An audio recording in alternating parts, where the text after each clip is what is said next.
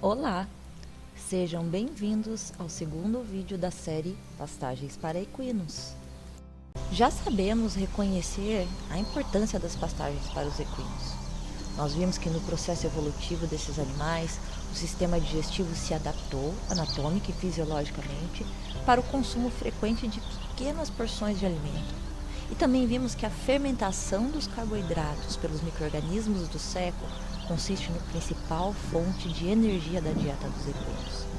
Portanto, a fração fibra, principalmente aquela que é diretamente proveniente da pastagem ou mesmo de forragens conservadas, particularmente na forma de feno, estimula a atividade de mastigação e a produção de saliva, sendo, portanto, essencial para o equilíbrio e bom funcionamento do sistema digestivo. O oferecimento de uma área de pastagens para equino diariamente, mesmo que por curtos períodos de tempo, também é essencial para o relaxamento muscular, síntese de vitamina D e até para a realização de exercícios e a oportunidade para interações sociais. Esses aspectos são essenciais não apenas para promover uma nutrição adequada e saúde do sistema digestivo, mas também para assegurar o bem-estar dos equinos, reduzindo o risco da ocorrência de distúrbios metabólicos e o desenvolvimento de comportamentos estereotipados. Então vamos conhecer um pouco mais sobre quais espécies forrageiras são consideradas adequadas para compor um sistema de pastagens para equinos? No planejamento da implantação dos piquetes para equinos, algumas características inerentes ao seu comportamento devem ser consideradas. Essas características estão relacionadas ao hábito de pastejo, que é extremamente seletivo, aos comportamentos de corrida, brincadeiras, principalmente quando se trabalham com potros, e também deve-se considerar que os cavalos costumam eleger uma área da pastagem para que possam urinar e defecar. Essa área é normalmente rejeitada e, portanto, eles não consomem a forragem até que o cheiro das fezes praticamente suma. Se você dispõe de pouco espaço ou poucos animais, mas deseja estabelecer uma área de pastagens que possa ser utilizada, seja para exercícios leves ou para recreação, pode ser próximos às baias onde os animais são mantidos. Aqui vão algumas recomendações sobre as características das plantas e as espécies forrageiras para compor a pastagem nesse espaço. Para que essa área seja adequadamente implementada, uma característica fundamental é a escolha da espécie forrageira que será implantada no local. Entre os atributos de morfologia das espécies forrageiras que irão assegurar uma persistência maior nos locais, além de assegurar resistência ao uso intenso da área em função das corridas, das interações sociais, estão o porte baixo e o crescimento prostrado das plantas, sendo que essas características facilitam a penetração de luz e uma rápida recuperação da parte aérea da planta. Além disso, as espécies a serem implantadas devem apresentar uma boa capacidade de enraizamento, o que vai permitir uma ampla cobertura do solo, evitando áreas de solo descoberto ou acúmulo de água e barro. As espécies forrageiras estoloníferas, ou seja, aquelas que possuem o como no formato de estolão, atendem amplamente a esses requisitos, sendo também ideal a escolha de plantas perenes e que de preferência possuam rizomas. Os rizomas, além da função de reserva de nutrientes, também funcionam como reserva de gemas.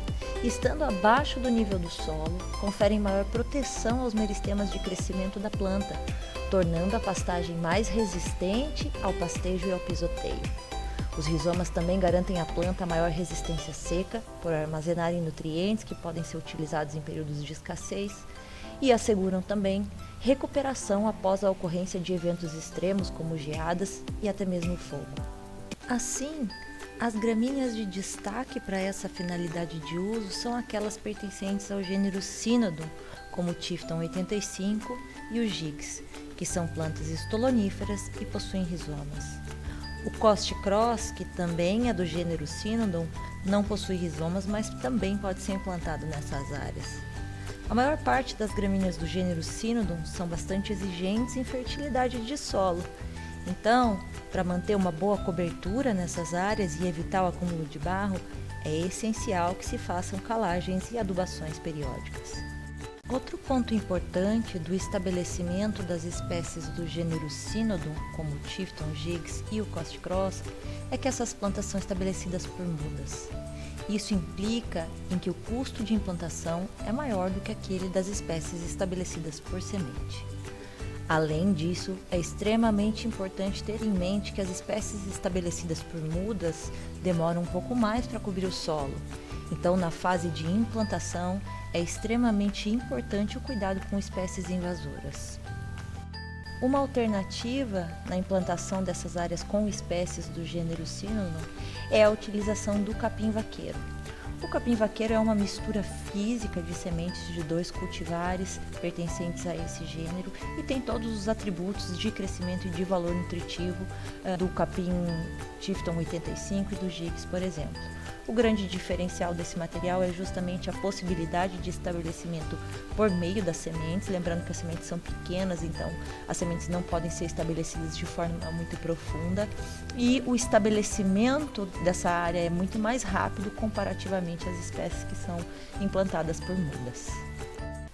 A grama estrela roxa tem se popularizado como uma excelente opção na composição de pastagens, particularmente em áreas com deficiência de drenagem.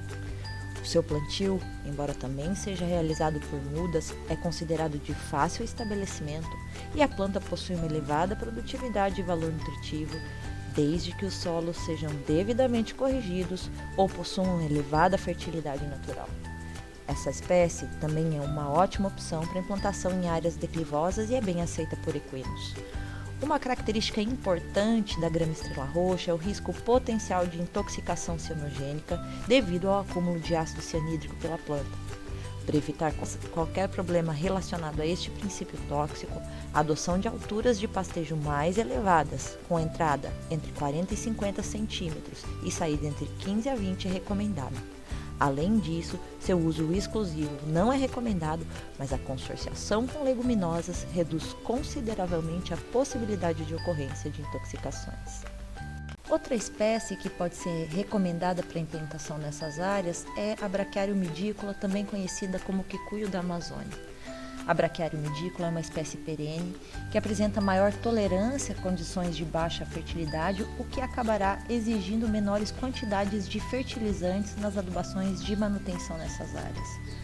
No estabelecimento dessa espécie, é necessário escarificar as sementes antes da implantação, pois as sementes possuem dormência. A não realização da escarificação das sementes pode atrasar a implantação da pastagem e favorecer o aparecimento de plantas invasoras na área. A cultivar tupi de Braquiário midícola, lançada pela Embrapa, possui a vantagem de manter maior proporção de folhas verdes na época seca do ano, comparativamente às outras cultivares dessa espécie. Deve-se ressaltar que, de forma geral, o valor nutritivo da Braquiário midícola é menor do que o registrado nas gramíneas do gênero Cynodon. Além disso, o consumo exclusivo dessa espécie pelos equinos não é recomendado devido à presença de oxalato, o que pode causar a doença chamada de cara inchada. Todavia, como a finalidade aqui é prover adequada cobertura de solo e não para seu uso exclusivo em pastejo, a Braquiário midícola consiste em uma ótima opção para piquetes de exercício. Uma outra espécie que constitui uma boa opção na composição dessas áreas é o Paspalum notatum. Tenho certeza que você a conhece com o nome de grama forquilha, gramão ou de grama batatais, mas também é conhecida como grama Mato Grosso ou grama Bahia. Essa planta possui uma alta resistência a solos secos e pobres e possui um rápido crescimento. Ela também é resistente ao pisoteio porque suas raízes são muito profundas e ela também é recomendada no plantio em áreas que não são planas, ou seja, áreas declivosas, visando a contenção da erosão. Uma das vantagens da utilização da grama batatais é a possibilidade de implantação por sementes. Você sabia que, a rigor, a grama batatais comercialmente disponível não é uma cultivar? Dentre outras razões para isso, é o fato de que ela é uma mistura de biótipos e ecótipos da variedade notatum. Você pode perceber que, em consequência dessa mistura de ecótipos e biótipos, não é raro que o seu plantio resulte em gramados um pouco heterogêneos, compostos por plantas que diferem quanto às dimensões das folhas, pilosidade das folhas e também diferenças nas suas inflorescências. Mas atenção! Não confunda a grama batatais com a pensacola. Embora elas sejam da mesma espécie, elas são materiais diferentes com características morfológicas um pouco distintas. A pensacola tem sido muito utilizada, particularmente na região sul do país, na implantação de pastagens para equinos e para ovinos. Ela possui uma boa adaptação a esses climas temperados, embora seja uma espécie tropical perene. Seu uso na região dos cerrados tem aumentado bastante. Ela possui o hábito de crescimento rasteiro, com estolões curtos e rizomas curtos, o que favorece uma densa cobertura de solo. É uma planta considerada tolerante ao pisoteio intenso e frequente, e isso favorece seu uso em pastejo. Uma outra espécie muito visualizada em parques, campos de futebol ou jardins residenciais é a Zoysia japonica, que você provavelmente conhece como grama esmeralda. Essa espécie possui um rápido e profundo enraizamento, boa resistência à seca e baixa exigência nutricional. Todavia, as zoysias são consideradas espécies moderadamente tolerantes ao pisoteio. Parte disso está relacionado ao fato de que ela possui um crescimento mais lento quando comparada a outras gramíneas, inclusive até com relação à grama batatais. Além disso, é uma planta que não é recomendada para áreas sombreadas e, portanto, o uso em áreas para utilização para exercício em equinos pode ser questionado.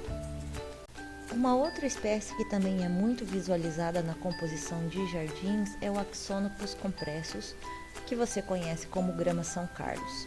O destaque dessa espécie é com relação à sua tolerância a condições de sombreamento, resistência a locais úmidos e também a temperaturas mais baixas. Todavia, essa espécie é sensível à falta de água, então ela deve ser implantada em áreas com solo bem fértil e úmido. No caso de não haver umidade no solo, essa planta deve ser irrigada de forma frequente. E assim como a grama esmeralda, seu uso para a implantação em áreas de exercício em equinos também não é recomendado. Além disso, essas duas espécies, seu estabelecimento ocorre por meio de tapetes, que são as mudas, e, portanto, o custo no estabelecimento dessas plantas pode ser muito mais elevado comparativamente a espécies que são implantadas por sementes. Muito bem! Agora já podemos iniciar o nosso planejamento para a implantação das pastagens em piquetes destinados ao exercício ou recreação. Nós não devemos esquecer também de oferecer aos animais água limpa e à vontade, além de coxos para suplementação mineral e sombra, que é essencial para o bem-estar dos animais. Para o sombreamento dos piquetes, podemos pensar na implantação de leguminosas arbustivas e arbóreas, que além de fornecer sombra, vão contribuir com a melhoria da fertilidade do solo. Para saber mais sobre as leguminosas que podemos utilizar nesses sistemas, assim como as gramíneas que são utilizadas exclusivamente para pastejo, acompanhe nosso próximo vídeo. Esse projeto é uma iniciativa do Grupo de Estudos e de Extensão em Forragicultura e Pastagens da Faculdade de Zootecnia e Engenharia de Alimentos da Universidade de São Paulo e conta com a participação da Comissão Acadêmica da Zootecnia, Zooforte. Esse projeto faz parte do edital Empreendedorismo Social e visa a capacitação rural para o desenvolvimento sustentável de sistemas baseados em pastagens, sendo apoiado pela Pró-Reitoria de Cultura e Extensão Universitária da Universidade de São Paulo.